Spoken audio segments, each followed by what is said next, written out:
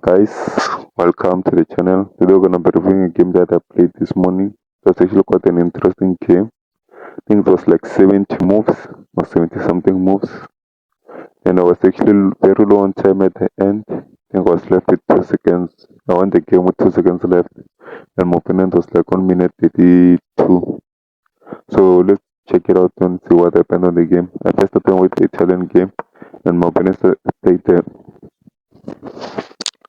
the Sicilian defense. Then I move this pawn to e6, covering the diagonal from the bishop diagonal. My bishop was attacking the pawn on f7 because it covered that up. Then I just continued development. Here I moved my queen to my pawn to d4, attack, then I took back, of course. Move this other pawn in front of the queen to d6. Then I castled. I don't know why I did that. This is kind of weird. He moved this pawn to d6, then I castled, then moved this pawn to d5. Why didn't he make the move at once? I don't really know why he did that. It was very weird.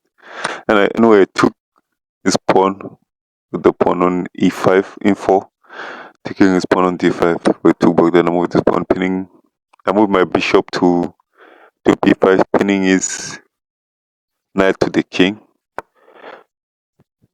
Then I moved his bishop to e5. Don't know why I moved there. Don't really know why. Let's continue. Then I attacked his knight with my other knight, with my knight on f3. Attacked this knight on c6, looking for the fork of the king and the rook. But of course, so that I moved this rook to c8, protecting his rook. Of course, then I moved my other knight to c3. Developed his knight, looking to castle. Took the knight, took back. Then attacked his rook on c8. Move this rook out of the way. Put my rook in the middle of the board on to e1. Castled, of course, that was his intention from the start. Develop my queen to f3. Then he pinned my knight to my rook with the bishop. Then I moved my queen to g3, looking for a checkmate, attacking the pawn on g7. Then I moved this rook to the middle of the board to e8. Because I was looking for a checkmate, then I attacked this pawn anyway. Then I covered that with the knight to h5. Then I moved my queen to f3, attacking his knight. I wanted him to take my bishop so I can take his knight, opening up the king, exposing his king, but he saw that he just protected his knight. Then I attacked his bishop that was pinning my knight to my rook. Then I took the knight anyway, then I took back with the queen, attacking his pawn on c6, covered that with the rook. Moved my bishop he was attacking my bishop, then I moved my bishop to e2. Then took back his knight to f6. Then I moved my pawn to b4. He attacked my queen, moved my queen to f3. I attacked my queen with the knight, then I moved my queen to f3. Then I attacked my bishop on h6. Then I moved there, protecting my it was like protecting my pawn on f2. Then took back his knight to b8. Then I attacked the queen, moved this queen to h3, trying to put pressure on that king side, because he attacked his queen, chasing it away with the bishop. I moved to f5. Then I did the queen exchange, took back, of course, with the bishop. Didn't want to open that file. Didn't want to take with the pawn because that was gonna expose the king again. and it was going to double up his pawn. And we're nearing the end game, so he didn't wanna have doubled up pawns. Move this rook to the starting square. Then attack the pawn on c6. Cover that with the bishop, of course. Then I want my bishop to e5. Attack my bishop with the pawn. Move my bishop to c7. Then move this king. Then I move my pawn on the a file on the a file. I moved it to a5 to a4. Attack my bishop. Then I move my bishop to a5. Then you move this pawn to a6. Then attack this knight. Move this knight to d6. Then I move my bishop to b6. Then I move his bishop to e6. At this position, I attacked this vulnerable knight. Then I moved it to c4. At this position, I shouldn't have played the pawn on f3. I should have played the pawn on a4, moving it to a5, creating a strong pawn structure. But I didn't see that, so I moved my pawn. Then he saw that, of course. Then I moved this pawn to a5. Then I took his knight, took back with the pawn. Then I took the pawn because this knight was also covering the piece. I wanted to take out the knight out of the game. Took the pawn, of course, with this rook attacking my pawn at the same time. Then I protected my pawn. Move this rook, looking for the rook exchange. I wanted to move his bishop so he can have this rook exchange. Then I attack this rook, move, then take back his rook to the starting square, move my pawn to a5. This pawn is really strong. It has a high chance of promoting, but it has a high chance. It's not gonna promote, but there's a high chance of promoting. It just makes it difficult for the other pieces to do anything else in the game. So I move this pawn to this bishop to d5, protecting his two doubled up pawns. Looking for the exchange, of course, I accepted. Then I took his knight and took back with the king. I took his rook, then took back with the king. Then I moved my pawn. Move this king, I moved my pawn to a7. It was actually a really difficult pawn to deal with. Move this bishop to e4, attacking the square on b1, so my rook doesn't go there. Then I move my rook to c1, attacking his pawn on c4. Covered that with the bishop, of course. Then I move my king. Move this pawn. That was just a move. It wasn't really do anything in the game. Then I move this king, my king closer. Then I move this king to c8.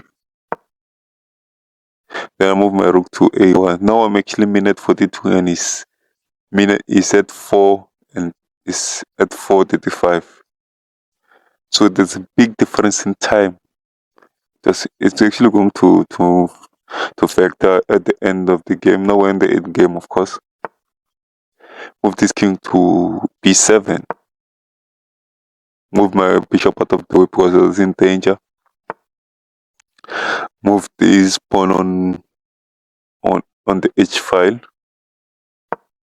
Then I move my rook to a2.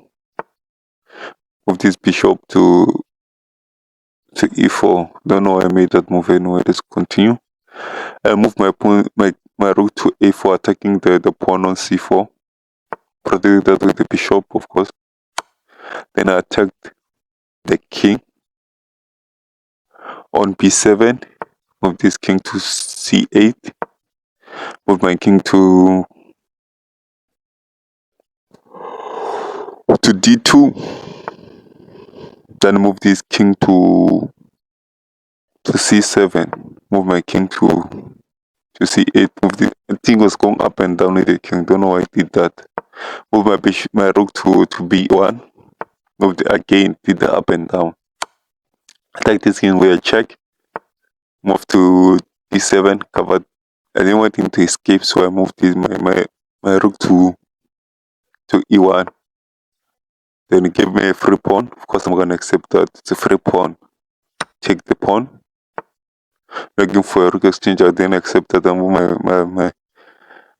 my rook to a1, protecting my pawn on a7. I can't promote it because there are two pieces attacking that square. Move my rook to a6, looking to take the pawn on g6. Cover that with the bishop. Then I move my king. Move this king to c7. Attack this bishop. You move, then I take the pawn.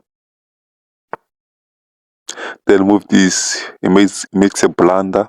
It moves this rook to d8, but I didn't see the blunder. It was actually at 30 seconds, so my time was really low. So I didn't have time to see those kind of moves.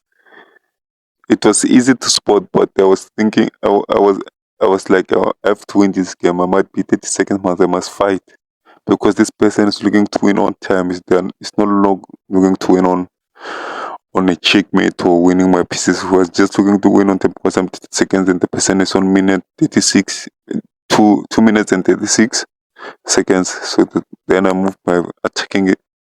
Then I move my pawn with a check. Move this king to c6. Now I'm at 27 seconds. Move my rook to g7. Then I move this rook to d7. Then I took it because the rook was making it difficult, and I'm a really low on time. I'm like 22 seconds right now, so I didn't want to lose like that. To lose on time, I wanted to fight. Then of course it took with the king. Then I move my king to b5. Move this bishop to a8. He was just looking to move his bishop up and down until my time depleted. So I moved my king to b6. He was going to do up and down because so I saw that I have 3 pawns and he has 2 pawns. So I just moved my pawn, moved up and down. I moved my pawn, then he took it, of course. Then I took back. I thought I was going to take it, and if he took, he had the better chance. He didn't. If he took, he wasn't going to promote, of course, because my bishop covered. So I saw that they wanted to promote the other side. Then I moved this pawn. Then I moved my pawn. Moved this pawn. At that position, then I moved my pawn. I shouldn't have moved my pawn. I should have moved my bishop to f2. But because I'm low on time, I didn't have time to do that. I actually saw the move, but I didn't say, Ellen, I'm 8 seconds on the clock. So if I'm trying to fight like that, I'm gonna lose on time. So I just move my pawn. Say, if he promotes, I'm gonna promote. Then he promotes, then I promote. Then he makes a mistake. It's a big mistake. It changes the game. He should have moved this queen to c6 with a check. Say he was going to win my bishop because my bishop will be left unprotected. But he moved this queen to b7. That's why the game changed. I got my chance to win. There was no longer any checks. Now it's his turn to move. Then my turn to play with a check. So and then of course he moved this queen. Then I came with the check on f7.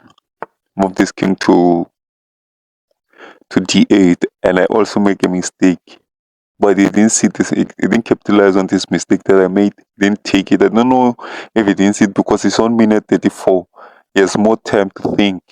But I didn't see it. He just moved this king. He was like, just kill me. Of course, I took the opportunity with a checkmate. Then took his king, of course. At this position, at this position, I shouldn't have played the queen to e7. I was still winning, but I was making it difficult myself. I'm at 6 seconds. I should have moved my bishop to b6, attacking the king with a check. I was going to go to the square that he went anyway. Then it was going to be checkmate. So it was actually quite an interesting game. I actually won with 2 seconds on the clock.